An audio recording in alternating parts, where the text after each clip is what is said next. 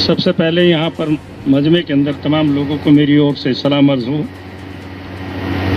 और मैं खुशामदीद कहता हूँ इन अपने प्यारे बच्चों से जिन्होंने बहुत ही अच्छी परफॉर्मेंस अपने एकेडमिक कैरियर के अंदर देने का काम किया। इनको भी मुबारकबाद देना चाहता हूँ। साथियों, सभी साथियों की बातें सुनी, सबने कड़वी और अच्छी और मीठी सारी बातें आपके सामने आ गई हैं। मैं दो तीन बातें आपके सामने रखना चाहता हूँ। अभी हम यहाँ पर तालीम के सिलसिले का जिक्र कर रहे हैं और मैं अपने ख़ास तौर से कैराना के लोगों को और कांधला के लोगों को, शामली के लोगों को बताना चाहता हूँ कि जिन लोगों को आप सबसे बेकारा समझ रहे हो रिश्तेदारों, हमने यहाँ पर बिरादरी का सबसे पहला स्कूल 1964 के अंदर शुरू किया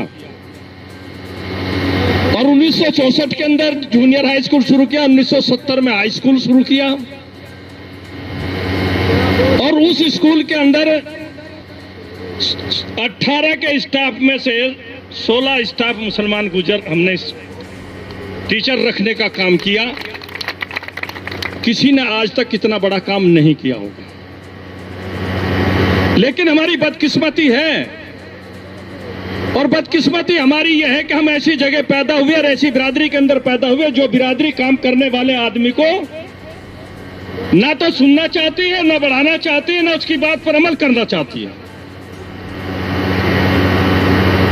सन 80 के अंदर वो स्कूल छीन लिया गया और छीना अगर किसी ने है तो बिरादरी के आदमी ने छीना। एक भी स्टाफ का आदमी मुसलमान गुजर उसके अंदर नहीं रहा और सब के सब बाहर के लोग उस स्कूल के अंदर टीचर बनने का काम हुआ। और जो 70 में हाई स्कूल था, आज भी वो हाई स्कूल ही है। उसकी मुंडेरी की ईंट तो गिरी होगी लेकिन ईंट बढ़ने का काम नहीं हुआ उसके अंदर। हमने आपको उससे बदतरफ कर दिया, अलग कर दिया। पिछले 55 साल से मुस्तकिल मीटिंगें कर रहा हूं, मीटिंगें मैं बुला रहा हूं। चाहे आदरणीय चौधरी फतेह जंग साहब हो, चाहे आदरणीय चौधरी मुशर्रफ साहब हो, चाहे आदरणीय चौधरी शफकत जंग साहब हो, चाहे कोई और दूसरे साहब हो, सबको बुला रहा हूं, सबकी बात सुन रहा हूं, बचपने से, छोटे बचपने से। लेकिन जब ये देखा कि यहां पर लोग सुनने वाले नहीं है तो हम आगे बढ़ गए।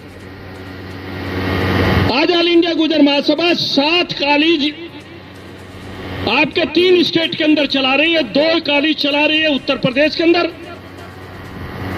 2 कॉलेज चला रही है आपका उत्तराखंड के अंदर, 2 कॉलेज चला रही है आपके हिमाचल प्रदेश के अंदर और 1 कॉलेज चला रही है J&K के अंदर। जो ऑल इंडिया गुजर महासभा की जेर सदारत कॉलेज चल रहे हैं। इन 7 कॉलेजों में से 4 कॉलेज इंटर कॉलेज हैं और 3 कॉलेज जूनियर हाई स्कूल हैं और प्राइमरी स्कूलों का तो कोई गिनती नहीं, जितनी हमने जाकर के उन खोलों के अंदर मुसलमान गुजरों का, जिनको आप घुमंतु गुजर कहते हैं, उनको जोड़ने का काम किया, उनको लेकर के चलने का काम किया, उनके बीच में जाकर के उनकी खोलों के अंदर बैठ करके प्राइमरी स्कूल और जूनियर हाई स्कूल चला करके आज वो आपसे आगे हैं जो मैदानी गुजर अपने आप को बहुत बड़ी तोप समझते हैं, बड़ी जमीनों जायदाद के मालिक समझते हैं।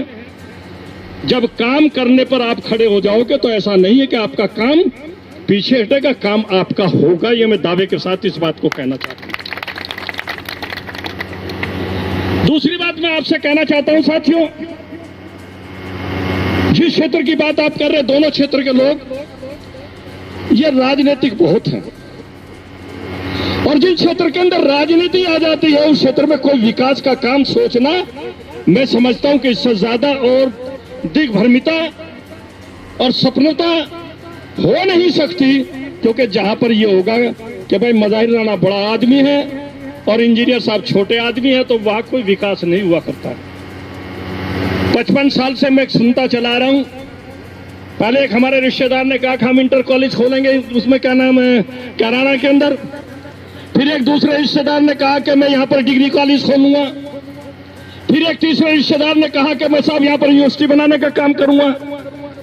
फिर इसी तरीके से कंपटीशन शुरू हुआ कि साहब हम बेहट के अंदर यूनिवर्सिटी खोलने का काम करेंगे, बेहट के अंदर इंटर कॉलेज खोलने का काम करेंगे। लेकिन सिर्फ वो जुबानी जमा खर्च पर होता रहा है, किसी को आगे बढ़ने का काम नहीं किया। ऑल इंडिया गुजर महासभा ने जायज के अंदर एक इतनी बड़ी यूनिवर्सिटी बनाने का काम किया है जिसमें 6000 बच्ची केवल लड़कियां उसके अंदर पढ़ती हैं, और 6000 बच्चियों का रेजिडेंशियल इंतजाम कर रहे हैं कि 6000 बच्ची हमारी वहां पर रेजिडेंशियल रह करके वहां पर दीनी तालीम भी और दुनिया तालीम भी। जब भी मौली साहब कह रहे थे कि दोनों को अलग अलग मत करो, दोनों तालीमों का वहां पर निजाम रखा गया है और दोनों वहां पर पढ़ रहे हैं। इस वक्त पर वहां 3000 बच्चियां हैं, 6000 बच्चों के लिए मकान तैयार है, 6000 बच्चों के लिए वहां पर हर तरीके का को है, और मामूली सी फीस पर रखा गया। फीस हमने वहां पर इसलिए रखी कि कोई आदमी ये ना समझ ले कि साहब ये तो ऐसे ही यूनिवर्सिटी होगी, ऐसा ही कॉलेज होगा। हमने वहां पर खाना भी और सारी चीजें भी रखने का काम किया है साथियों, ये मैं आपसे कहना चाहता हूं।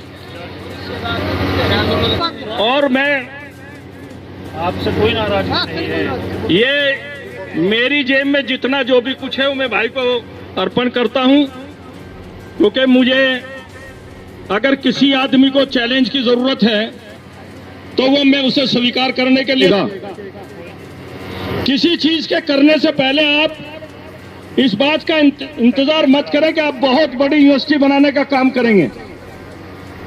किसी चीज से पहले आप ये मत समझे कि मैं बहुत बड़ी बिल्डिंग बनाऊंगा तब काम शुरू करूंगा।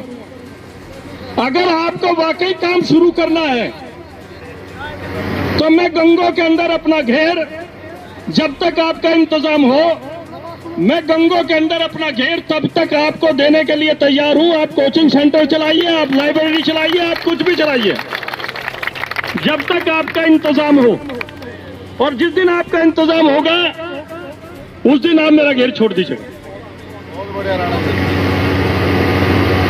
कोई और चीज जिसकी भी जरूरत है, मैं इन बच्चों से कहना चाहता हूं, अपने बच्चे हैं, जहां भी जरूरत होगी वहां पर आपके साथ सीना बसाना होकर के कंधे से कंधा मिलाकर के खड़े होंगे। लेकिन इस बात का इंतजार न करो कि पैसे इकट्ठे होंगे तो हम चलाएंगे। लाइए कल से आप उन टीचर को जो कोचिंग सेंटर चलाना चाहते हैं, लाइए बुला करके उन लोगों को जो लाइब्रेरी में पढ़ना चाहते हैं। गंगों के अंदर एक लाइब्रेरी खुली हुई है, आप जितने बच्चों को लाना चाहते हैं उसको लगभग 350 बच्चों की कैपेसिटी है उस लाइब्रेरी के अंदर। आपको कुर्सी भी मिलेगी, आपको वाईफाई की सुविधा भी मिलेगी, आपको टेबल भी मिलेगी। अरे आप आओ तो कम से कम पढ़ने के लिए तो आओ। इंतजाम नहीं है नहीं, लेकिन दूसरी तरीके की बातें मत करो। एक बात कहकर के मैं अपनी बात खत्म करना चाहता हूं। नशे की भी बात यहां पर शुरू हुई है। हम पिछले बहुत काफी अरसे से गांव-गांव जाकर के बैनर लगा करके, बैनर अपने हाथ में लेकर के नारे लगाते हुए गांव-गांव घूम रहे हैं। हमारी ऐसी भी बहनें हमारे सामने आई हैं,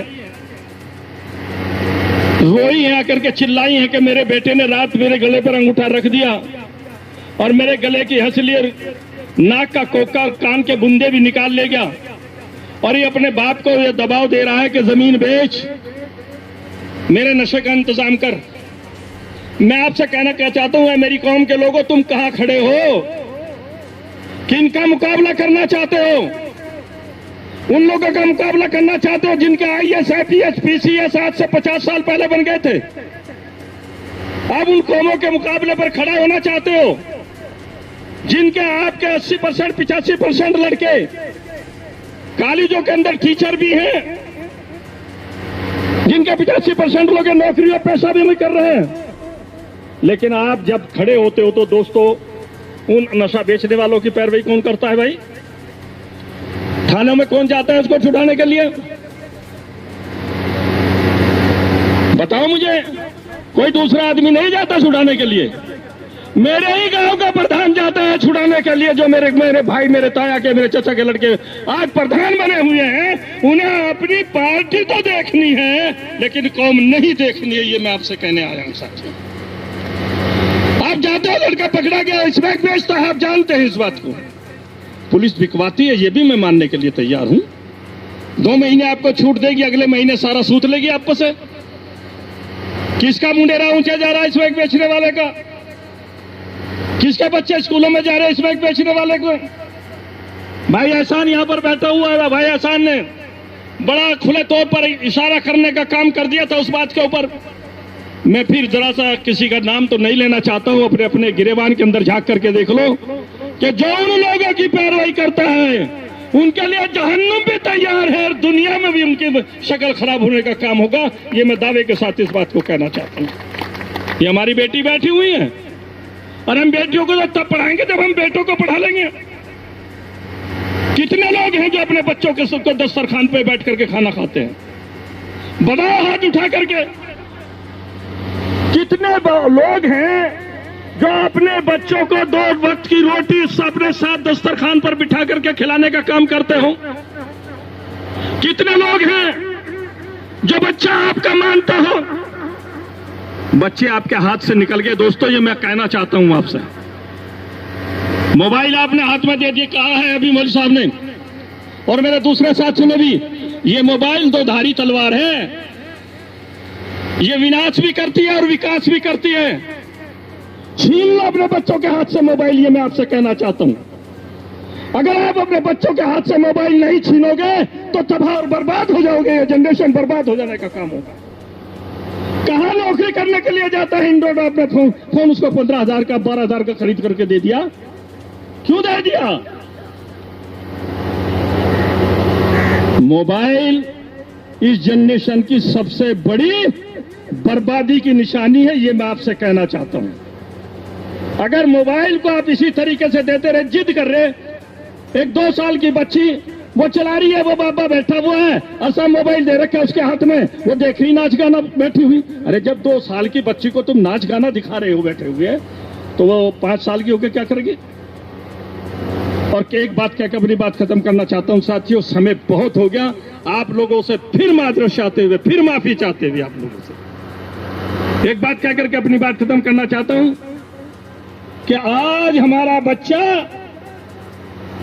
इस मोबाइल की वजह से बालिग होने से पहले बालिग हो रहा है।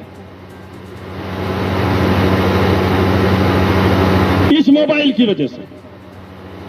इसलिए ना हम दीन के रहे ना दुनिया के रहे, कटाक्ष करने को सब तैयार हैं एक दूसरे के ऊपर।